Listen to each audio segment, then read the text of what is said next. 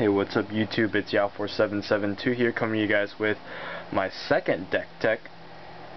My first one was on the traditional blue-white control that I showcased when I first got onto Magic the Gathering YouTube, trading and whatnot. And I figured I haven't done one in a while, and my decks keep changing, so I'll do a little snapshot picture of my deck. It's most likely going to change. My decks are always constantly changing and constantly adapting to my local meta game. But I will showcase this one right here. As you guys probably can tell, I'm going to put it up in the title. It is a Caw-Blade deck tech. Now, I wanted to run like just traditional control, but that has kind of fallen out of place because all the aggro builds are going to kill all your planeswalkers. All the aggro control builds are going to kill your Venser. It's going to kill your Elspeth. So it's not a really big. It's not really good right now because Squadron Hawk has flying and Wall of Omens can't block that. So rather, I opted to switch to Caw-Blade like most everybody has. Yeah, here's my deck tech. So now, for those of you who don't know, after the banning of Jason Stoneforge Mystic, Caw-Blade split up into basically two different archetypes. There's a third that's kind of under the radar that isn't really played anymore. But the first one is the aggro build. I'm not going to talk much about that. I can say it runs a lot of creatures, traditionally 13, with 4 Hero Blade Holds, 4 Blade Splicers, 4 Squadron Hawks, and 1 Sun Titan. I'll go ahead and just direct you guys to somebody else who did do a Caw-Blade deck tech, Ranger's Apprentice. You might not know it, but I'm gonna give you a shout out and put a link to your deck in the description. He has a really solid aggro style Caw-Blade deck built, and you guys should go check him out. However, since I was an avid control player, I tend to build more control decks than I do aggro decks, and this is the number 2 archetype for Caw-Blade, and it is the control Caw-Blade, pretty much. The main difference being more counterspells, just one more counterspell. The Jace Bellerins for card advantage gives you a little bit of late game action, and just a different creature base. Less creatures, obviously, and yeah. The third one is the gravitational shift version, but it's not very good because in the mirror you're giving both sides the benefit of gravitational shift, but it's really good against like aggro decks. So without further ado, let's go ahead and just showcase and go through this control Caw-Blade deck tech. For creatures, there's only 7 creatures. 4 Squadron Hawks. That's where Caw-Blade gets its call. 2 Emeria Angels, really good. Maybe not so much against red or like burn and stuff, but really good against the mirror because if she's not dealt with by Dismember immediately, she can rack up an army for you really fast. 1 Consecrated Sphinx. I opted to run him over Sun Titan because Sun Titan has really no valid targets, whereas in the aggro style version you have Blade Splicers to bring back.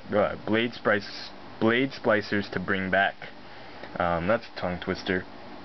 And it's just really strong to bring back a Blade Splicer. Consecrated Sphinx, although he does not recur any card from your graveyard, he does generate an insane amount of card advantage for you, which is really good for the control version. And his 4/6, his 6 power means that he can't be killed by Dismember. Now, this is kind of the miscellaneous category. I have 4 Preordains. Arguably the best cantrip in Standard right now. The best 1-drop. If you're running blue, you're running Preordain. Either Preordain or Ponders. Ponders is a little bit better in combos and combo decks like Deceiver Twin because you have more fetch lands that you can just kind of pick up the first card of the 3 you want and then just shuffle the rest away with a shuffle effect such as a fetch land. 2 Timely Reinforcements. These are creatures 8 through 13 for the control style.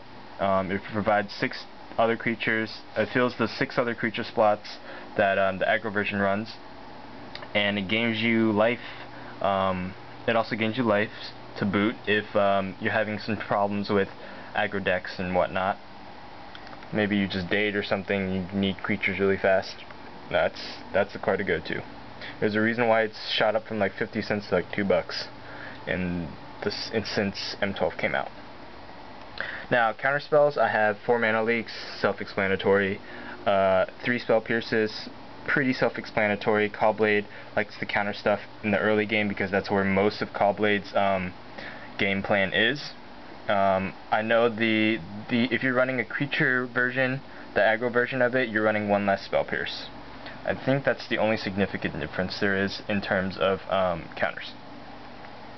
Planeswalkers, there's 2 Gideon Juras, 2 Jace Bellerins. Gideon Jura, he's seeing play in pretty much all the white decks. He's really good.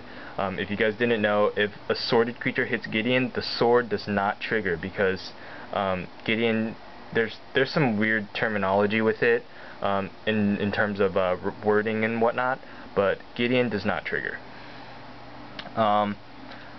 Or the sword does not trigger on Gideon. There's 2 Jace Bellerins. Obviously, the main difference between control and aggro, he provides some late game action in terms of card advantage. Alright, so removal, I have 2 Into the Royals, temporary kind of catch-all, and it can give you a card to boot if you do decide to pay its kicker. 2 Oblivion Rings.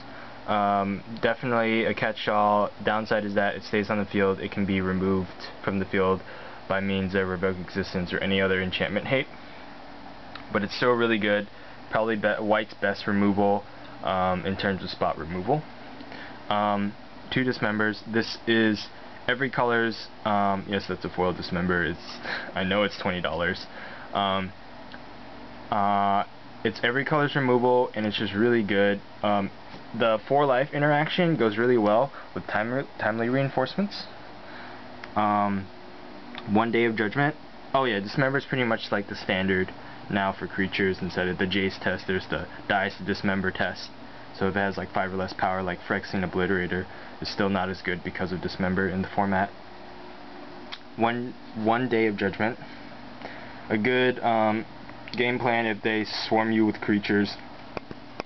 However, 2 is just counterproductive because you're also trying to build your own creatures to equip swords to. So I found 1 to be really good. 2 Sword of Fuse and Famines. Yes, I know that's a Dark Steel Axe in the back, but I have 1 coming as well as the War and Peace. It's just the best sword all around. If you're running Blade, you're running at least 2 of them. And 1 War and Peace, this is pretty much my personal choice. Me and my friends were kind of talking about it. As Caw-Blade gets more and more popular, you're going to be playing more and more mirrors. More and more mirrors means that people are going to be drawing a lot more. Traditionally, your opponent's going to have a lot of cards in their hand because of Caw-Blade's control style, control aggro kind of aspect. You'll be hitting them a lot with the Sword of War and Peace. Now let's go on to land base. I don't want to rush this video, but it's already pretty long as is. I'm running 3 Celestial Colonnades. Yes, I'm not running 4. I do have 4. I just opt to run 3 because coming to play tapped, it does slow down your tempo a lot. 4 Glacial Fortress, 4 Seachrome Coasts. Self-explanatory, the duels. 4 Islands, 3 Plains. The swamp is a Marsh Flats or any other white fetch, Marsh Flats or Arid Mesa. And the mountain is a Scalding Tarn or a Mystery Reinforce, which I actually do have a Mystery Reinforce coming in the mail soon. So obviously the 2 fetches in here fuel Emeria Angel, and it also has a good interaction with timely reinforcements. Like if you and your opponent are both at 20, you can crack a fetch, go down to 19, crack timely reinforcements, go back up to 25, and get some creatures while you're at it, pretty much. Alright, so 4 Tectonic Edge, pretty standard. You gotta get rid of your opponent's lands, man lands somehow.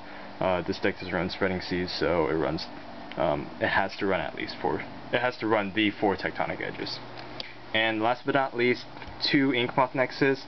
The ability for it to not come into play tapped is really good. It's an alternate win condition with swords. You can poison them out.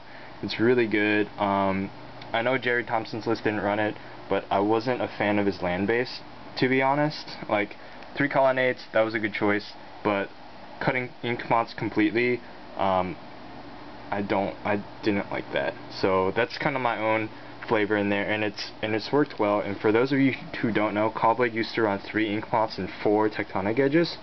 I did try that, but the mana base was really iffy. In this case, you do have 2 additional basic planes in the form of fetches, or basic islands, or basic lands in the form of fetches, and you're also cutting down on 1 colorless land. For sideboard, I know this video is kind of long already, but for sideboard, I don't have a definite sideboard right now, but I do have a rough sketch. 1 Day of Judgment, you side in the 2nd day against any really aggro deck. 1 Deprive, I got a foil 1 for free from my store. Definitely a counter that catches all, really good against Valakut. 2 Revoke Existences, really good against the Mirror and Tempered Steel. And 3 Flash Freezes. Now I know that's only that's only 7 cards on the sideboard, so you guys can find out what to do. The other 8 slots are up to you depending on your local meta game. I do opt for 2 Spell Skites and 2 Retro Bombs, but as a basic like a basic plan to build your sideboard, I would start with these 7 cards for sure, if you're going my route. If not, you may have a completely different sideboard. But yeah, this is Ya4772 signing out. This was the deck tech for Caw-Blade. Hope you guys enjoyed it. I know the video was kind of long, but if you guys are at this point, you probably bared with me and watched the entirety of it, or you could have skipped through until you saw me say this. Rate, comment, subscribe. Let me know what you guys think in the comments, and yeah, peace out, YouTube.